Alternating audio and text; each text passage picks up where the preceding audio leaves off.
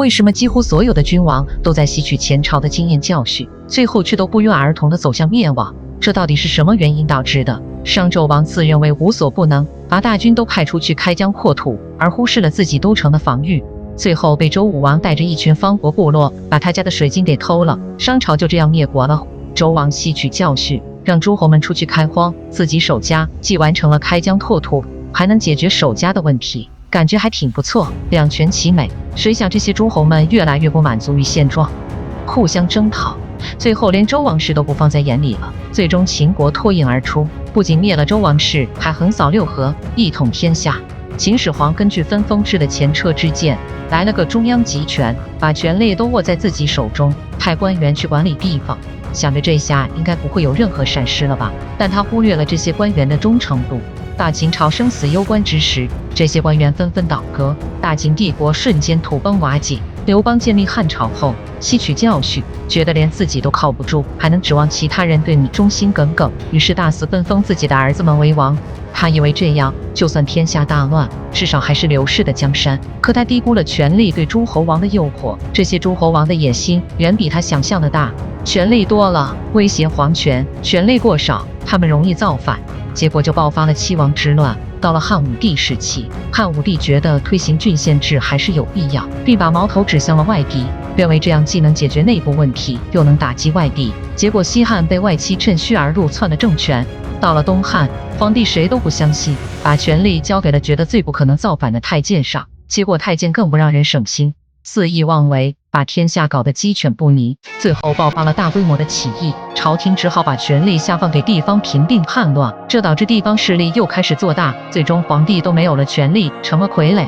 最后司马家族趁机上位，偷走了曹魏的江山。司马家族吸取了曹魏的教训，觉得曹魏打压皇族，致使皇族过于衰弱，导致了灭亡。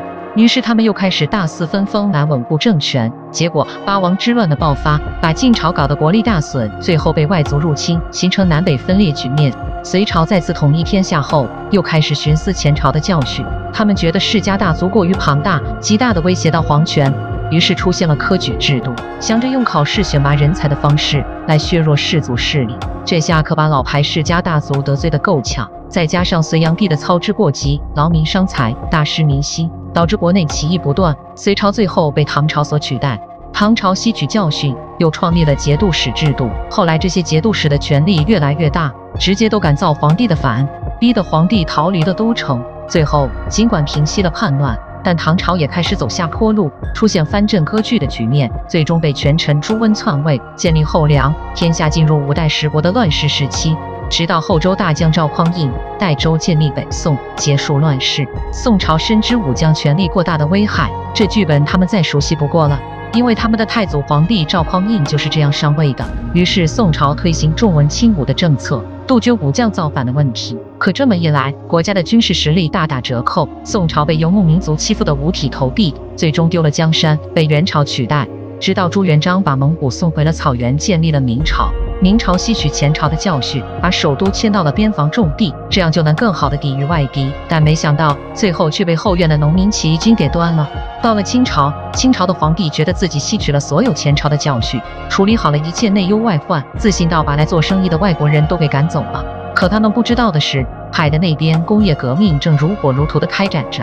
等他们反应过来的时候，已经被洋枪洋炮打得不知道自己在干什么了，最终被革命党给推翻。于是诸多的经验教训告诉我们一个道理：落后就要挨打。面对各种问题时，不能只看表面，要抓住本质，从根本上解决问题。